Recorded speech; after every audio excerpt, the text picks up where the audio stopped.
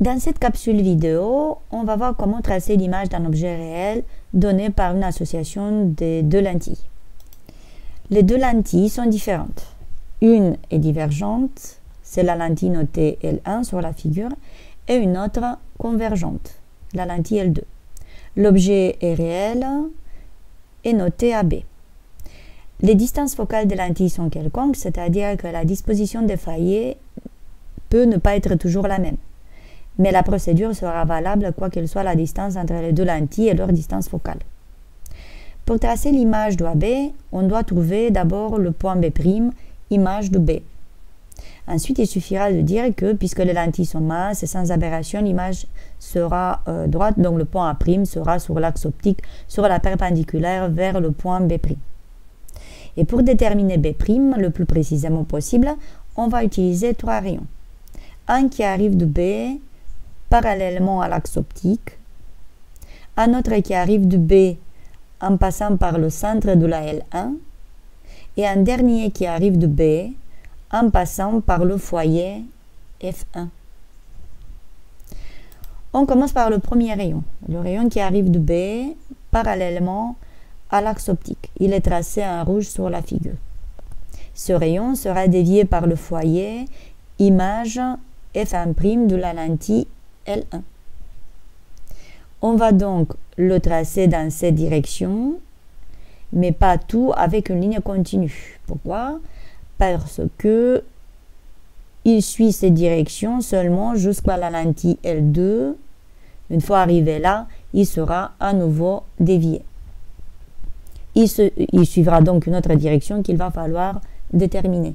Donc à noter ici, le rayon est dévié tel que son prolongement passe par le foyer image de la lentille L1. La lentille L1 étant divergente, F1' se trouve à gauche, la lumière se propageant de gauche vers la droite, c'est que le prolongement qui peut passer par F1' et non pas le rayon lui-même.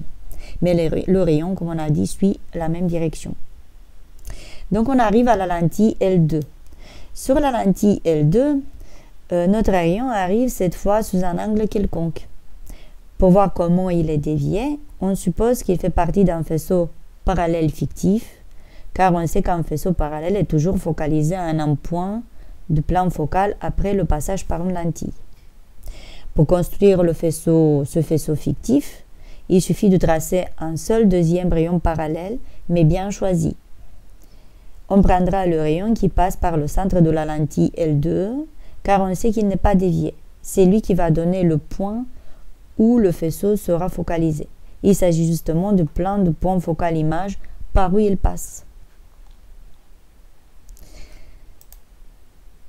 Il ne reste ensuite qu'à tracer le rayon rouge, tel qu'il passe par le même point.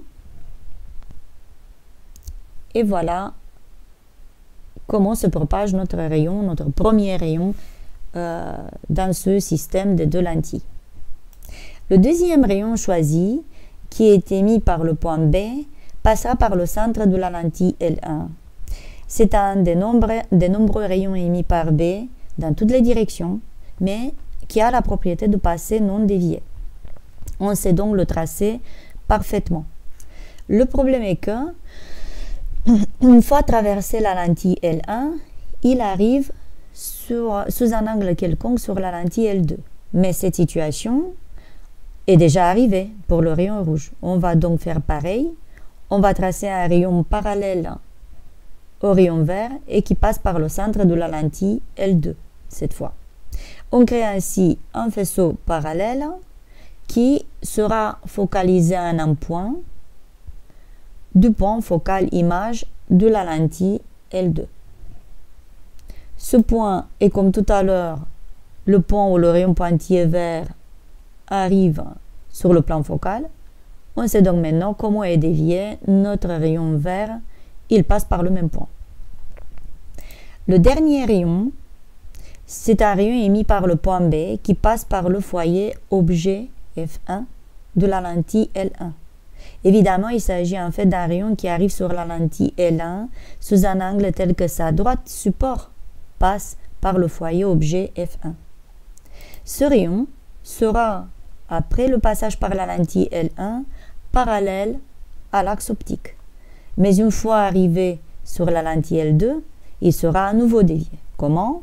Eh bien, en passant par le foyer image f2' de la lentille L2. Le rayon bleu étant notre troisième rayon utile à la construction de l'image A'B', il ne reste qu'à superposer les trois. Et on observe que les trois s'intersectent à un point qui n'est rien d'autre que l'image B' de B. Ensuite, on se rappelle que les lentilles n'ont pas d'aberration, qu'elles sont minces, que l'on travaille en condition de Gauss, donc l'image A'B' sera claire, réelle et renversée, donc A' sera sur l'axe optique au-dessus de B', sur la perpendiculaire du B' à l'axe optique. Mais on aurait pu faire autrement pour tracer A'B'. On aurait pu construire l'image donnée d'abord par L1, ensuite considérer que cette image devient objet pour la lentille L2. Notre construction nous permet de retrouver cette image intermédiaire. Elle se forme à l'intersection des rayons qui ont traversé la première lentille L1. Mais comme ces rayons divergent, on va plutôt chercher du côté des prolongements. L'image intermédiaire AIBI est en effet droite et virtuelle. Et les trois rayons qui partent de BI